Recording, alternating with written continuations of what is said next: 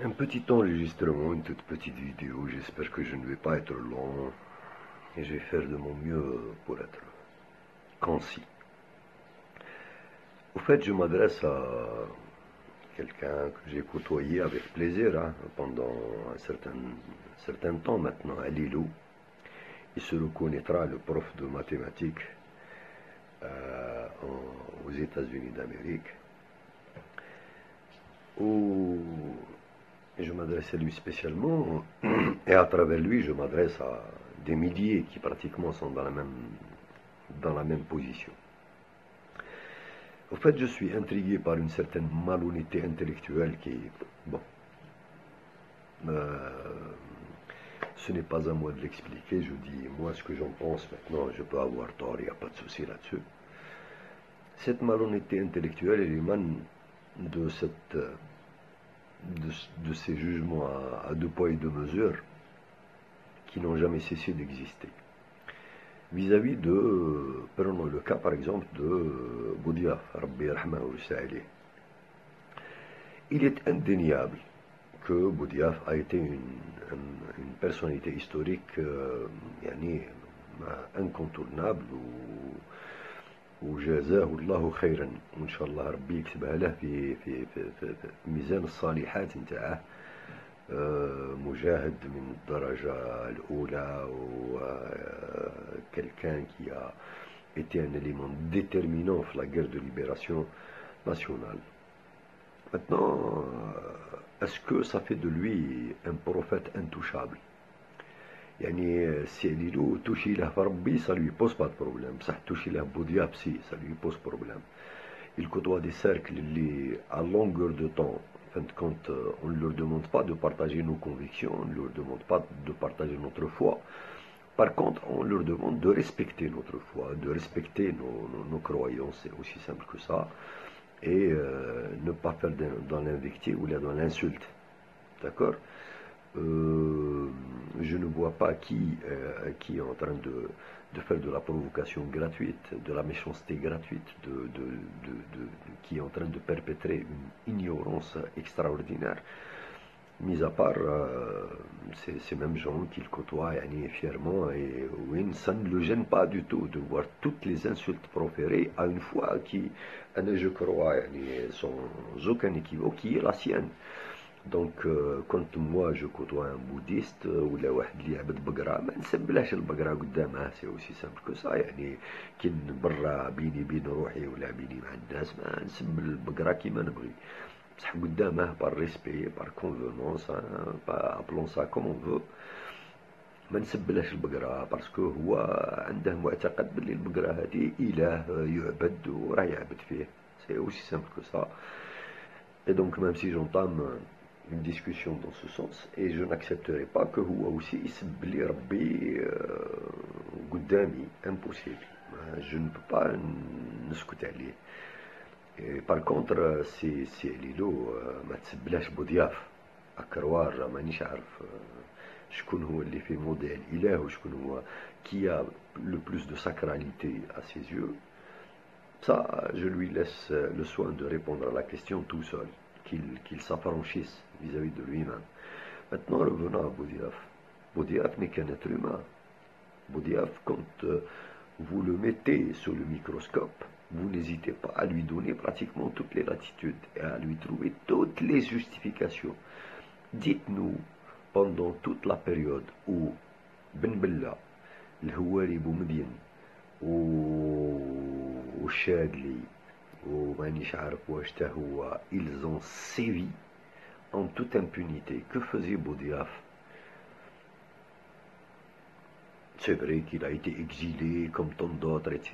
Mais en tant que Moujahid qui s'est battu pour cette terre et qui a vu que, en fin de compte, cette terre, maintenant, elle est entre les mains de malfrats. A-t-il pris la peine, par exemple, comme Aïd Ahmed Rabbi Rahmah, qui n'a jamais baissé les bras, et il a de tout temps lutté pour une Algérie réellement démocratique et libre? Qu'a-t-il fait, Nahatouna? Chez le Maroc pour s'occuper de sa femme et de ses enfants, hein? C'est ça. En fin de compte, qu'est-ce qu'il n'a pas fait qu'est-ce qu'il a fait que n'ont pas fait les gens qui étaient ici, qui bénéficiaient qui bénéficiaient des largesses du pouvoir pour se la boucler.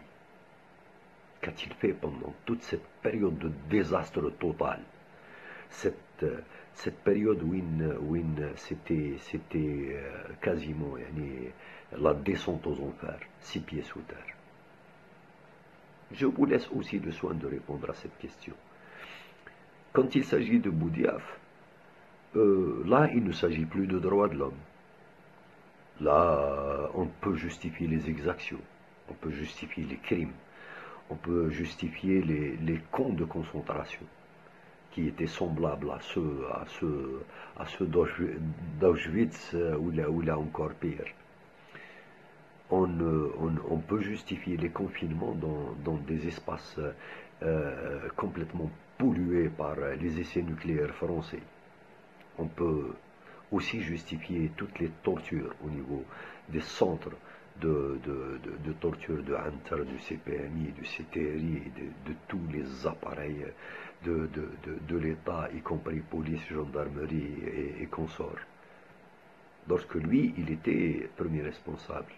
Ça, on peut le justifier. Il n'y a pas place aux droits de l'homme. Quand vous parlez de Ali Belhaj, non. Un simple discours, une simple phrase, hein? Une simple phrase, elle a été complètement sortie de son contexte, où si vous revoyez tout le discours de bout en bout, elle se situait dans un contexte bien défini, ou même si c'était irresponsable, ça restait une phrase. Là, par contre, vous n'accordez aucun crédit. Là, il n'y a rien à justifier. Il y a juste à condamner, quitte à lui couper la tête. Et rien ne peut l'amender. Ni ses prises de position, ni toute la souffrance qu'il a subie, ni les années d'emprisonnement gratuites, un fils de shahid, ni le fait qu'il soit même privé de faire d'exercer sa propre religion dans ses éléments les plus basiques. Ça, par contre, non. Hein, faut pas. C'est incomparable. Qu'est-ce qui est incomparable? Montrez-nous. Qu'est-ce qui est incomparable? Ali Belhaj n'a jamais connu son père. Bouahmed Shahid,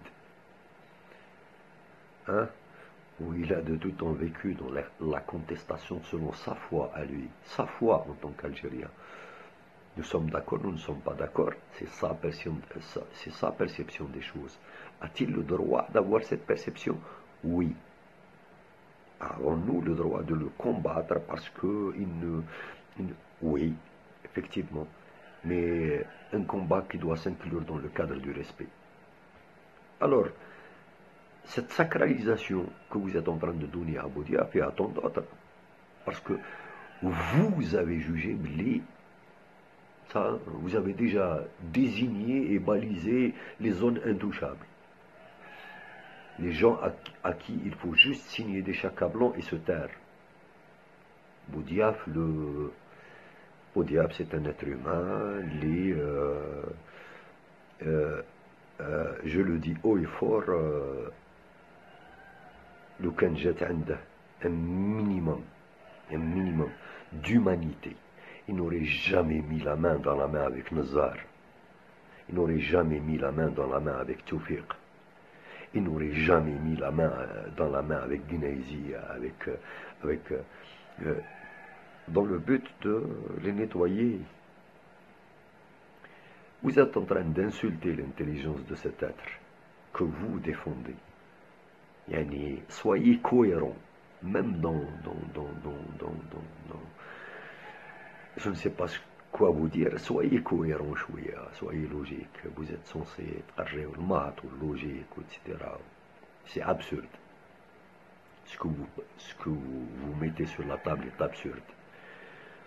Et donc, l'histoire à 2 balles que vous continuez à perpétrer, on n'en veut pas. On veut à tout prix une histoire racontée par des historiens avec des faits avérés, avec des analyses, avec des recoupements, qui peut nous servir de leçon. machine qui peut nous servir comme un moyen de créer des mythes. La mythologie, je ne vois pas, mis à part يرقدوا بها الدراري صغار, je ne vois pas à quoi elle peut servir réellement. Mais bon, elle peut vous servir à vous. Peut vous servir à vous, je ne sais pas. Dans quel but, je ne vais pas faire de procès d'intention. ربي يسهل عليكم على كل حال. Donc voilà, Cyrilo, j'espère que c'est quelques questions. مانيش عارف أنا, si tu as le moyen, tu as une chaîne vidéo, donc pas besoin de montrer ton visage, mais tu peux répondre par exemple à ces questions. Ça pourrait ouvrir un débat qui pourrait être utile pour un tas de gens. Donc je te laisse le soin d'y penser, de retrouver un minimum d'honnêteté intellectuelle. Salam alaikum wa rahmatullahi ta'ala wa barakatuh.